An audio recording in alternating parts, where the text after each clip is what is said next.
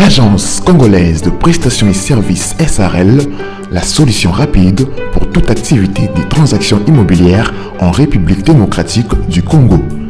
Vente, achat, gestion, estimation, mise en location des biens meubles et immeubles. Contactez-nous au +243 85 27 79 630. Vous avez une parcelle à vendre, un terrain, une villa, une concession, un bureau et un appartement à vendre ou à louer. Contactez-nous au +243 85 27 79. Oji mamacita, tu es tant de qui de moi de nous pour toi je t'ai redescimé ça.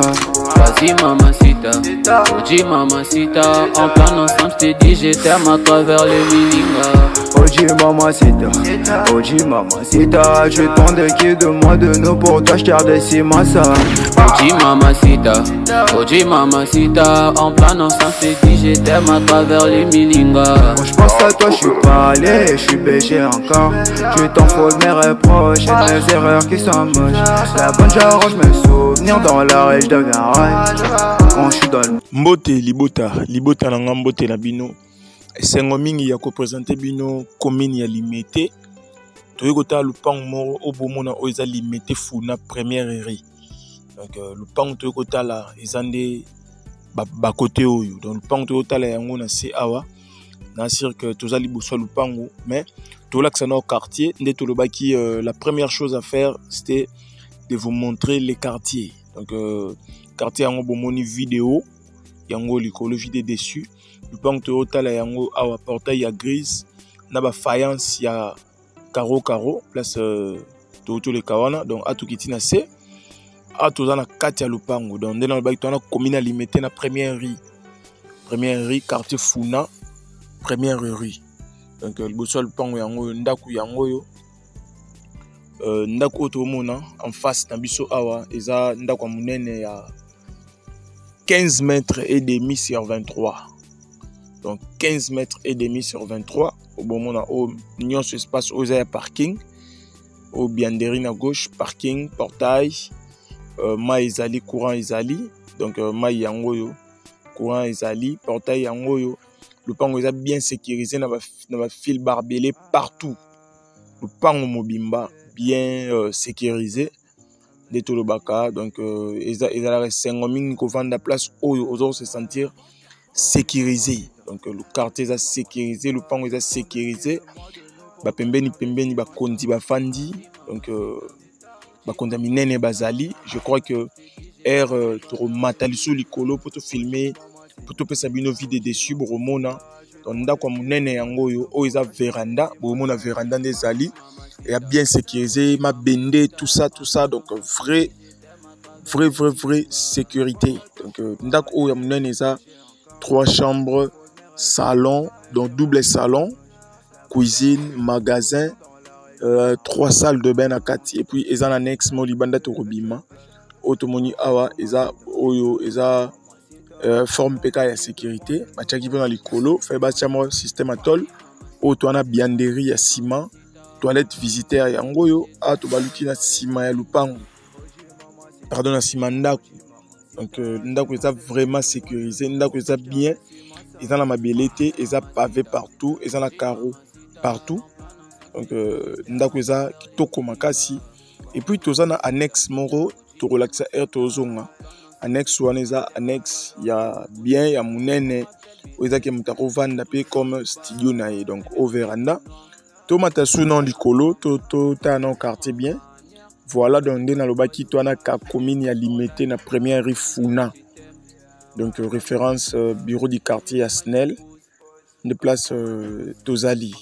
Donc le pan to ta na kati et to bimi libanda yango liboso na biso a carreau oyo oyezana ba oyekanga mimi balé mais oyo to ta oyo en face na biso a yango na droite to bo relaxa parce que eza ndako ya mokonzi donc to boyi tout ça ba complication ebele le pango to tala yango eza en face na biso mira carreau oyo yango nde to ekotala plutôt l'axascope macadam esika ezali quartier yango oyo donc le pango to tala yango oyo après tol ya rouge tol oyo eza chocolat la 4x4 avant komana ndako ya étage na gauche na biso na katikati wana yango wana oto mona liboso kuna eza boulevard donc boulevard à poids lourd yango wana liboso donc toza ma musika te na boulevard à poids lourd donc nzela ezali ma moto eza kitoko toza tozongi so liboso ya lupango yango mur oyo tomona oyo eza ba faïence portail ya grise ya katikati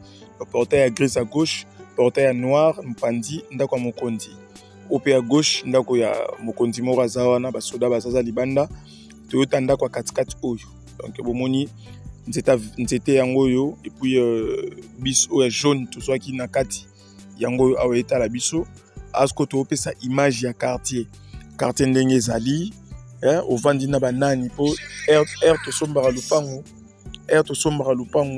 tosombaka yango mpona biso monte tosombaka quartier totalaka mpe quartier oyo torovanda na banani donc avenir yango avenir monene yango econtinue bato bazali kitoko bato bien installé quartier kitoko mutu eza kitoko et puis eza bien donc bomoni quartier ndenge ezali tokozonga esu na kati mpona kopesa idée kolakisa kati ya lupango su ndenge ezali donc ndako oyo biso totala eza après tola rouge oyo eza wana yango oyo mais oyo topesa image ya quartier tozonga na kati voilà donc tozongi su na kati tolakisa je crois que déjà na expliquaki mais tolakisaki annexe te tour oyo tobanda na annexe yango na droite bien climatisé avec véranda blindé donc bien blindé oyo eza que ata okokangela bana baosakana calmement sans dérangement mbula ebeta bana baza donc oyo nyonso eza espace et puis annexe yango wana na droite oyo continue awa nyonso eza véranda basplit nyonso tomona ya biso et puis ndako ya monene yango na droite tokopusana tokotala ndako eza 3 chambres nde nalobaki 3 chambres 3 salles de bain double salon cuisine magasin et puis babianderie mibale na parking à monene oyo nyonso moye tokota na kati eza te vu que biloko ya bato eza na kati tokotaki me moye todiffuser image ya kati ya ndako eza te oyo oza na posa ya image ya kati ya ndako acontacter bureau ekotindela ye na WhatsApp soit na baplateforme na biso misusu donc image ya kati ya ndako ezali mais moye todiffuser yango eza te vu bafoto eza na bamur tout ça donc eza propreté lupango oyo batiango $175 000 à discuter donc oyo bayebi baprix ya mapango alimete ndenge etekamaka bayebi donc lupango batiango $175 000 à discuter eza résidence osombi okoti ofandi badocument nyonso eza en bonne et due forme eza na mabele te donc eza na pavé et puis carreau. Bonne chance à tout le monde. Bye bye. Yo, et du bon, les big boss manager. C'est bébé.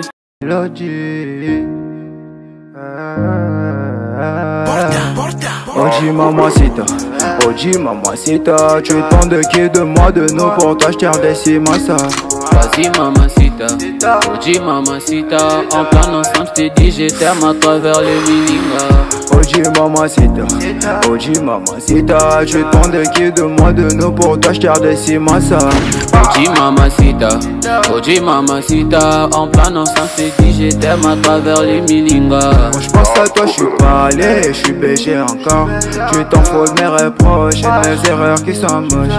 La bonne j'arrange mes souvenirs dans la rue, je deviens rage. Quand je suis dans le bloc, bébé veut que je pêche.